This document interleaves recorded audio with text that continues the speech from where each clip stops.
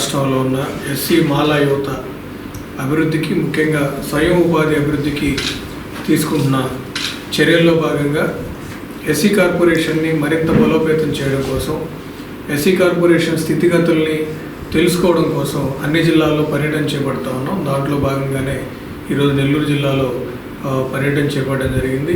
SC మాల యువత యొక్క సమగ్ర అభివృద్ధికి పూర్తిగా ప్రభుత్వం నుంచి ఎలాంటి కార్యక్రమాలు చేపట్టాలి, ఎలాంటి యాక్టివిటీస్ చేయాలి, ఎలాంటి ప్రోగ్రామ్స్ ఇవ్వాలి, ఎలాంటి ఈ ఎకనామిక్ సపోర్ట్ స్కీమ్స్ అందించాలనే దానికోసం ఖచ్చితంగా ఎస్సీ కార్పొరేషన్ పనిచేస్తుందని చెప్పి ఈ సందర్భంగా తెలియజేస్తూ, రాష్ట్రంలో ఉన్న మాల యువత యొక్క అభివృద్ధి కోసం కూటమి ప్రభుత్వం కట్టుబడింది.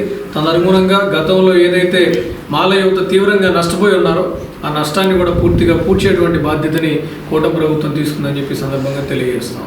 మనం 2018-19 ఏవైతే లోన్స్ ఇచ్చామో, ఇన్నోవాస్ కానీ, ఇటియోస్ కానీ, మనకి లారీలు ఇచ్చాము, కొన్ని చోట్ల బస్సులు ఇచ్చాము. సో అటువంటి పెద్ద యూనిట్స్ ఇవ్వడానికి కూడా మనకి అవకాశం ఉంటుంది. సో దీనంతటి కూడా ఇలా స్టాగ్నేట్గా ఉండడానికి కారణం కూడా లాస్ట్ 5 years రెజ్యూమ్లో ఎలాంటి కాన్సన్ట్రేషన్ కానీ ఏమీ లేదు. ఎస్సీ కార్పొరేషన్ పూర్తిగా నిర్వీర్యం చేసినారు అనమాట. సో తీసుకొచ్చినటువంటి అంటే గత ప్రభుత్వం చేసిన కార్యకలాపాలని కంటిన్యూ చేయాల్సినటువంటి బాధ్యత తర్వాత వచ్చిన ప్రభుత్వాలకు ఉంటుంది. కానీ వైఎస్ఆర్ కాంగ్రెస్ పార్టీ ప్రభుత్వం తెచ్చిన అప్పుల్ని విడతల వారీగా కట్టడం లేదు, వాటిని నిర్లక్ష్యం చేశారు. తద్వారా మనకి ఇంట్రెస్ట్లు పెరిగిపోయి ఈరోజు కొండంతగా మారిపోయిన పరిస్థితి. వాటిని కూడా ప్రభుత్వం సానుకూలంగా తీసుకుంది.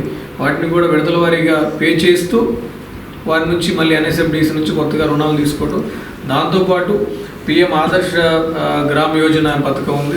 దాటి నుంచి కూడా నిధులు తీసుకొని ఎక్కడైతే 50% పైగా ఎస్సీ జనాభా ఉంటారో ఆ గ్రామాలని ఆదర్శ గ్రామాలుగా తీర్చిదిద్దుతూ, అంటే అక్కడ సామాజిక ఆర్థిక అంతరాలు తగ్గిస్తూ వాటిని కూడా ఆదర్శ గ్రామాలుగా తీర్చిదిద్దే కార్యక్రమాన్ని కూడా ఈ ప్రభుత్వం చేపడుతుంది. గత 5 ఏళ్ళు పట్టించుకోకపోయేసరికి బెనిఫిషరీస్ ఎలా ఉన్నారంటే దీన్ని మాఫీ చేసిన ప్రభుత్వం అనే ఒక ఆలోచనలో ఉన్నారు. సో లబ్ధిదారుల నుంచి కూడా ఒక డిమాండ్ ఉంది, ఒక కోరిక.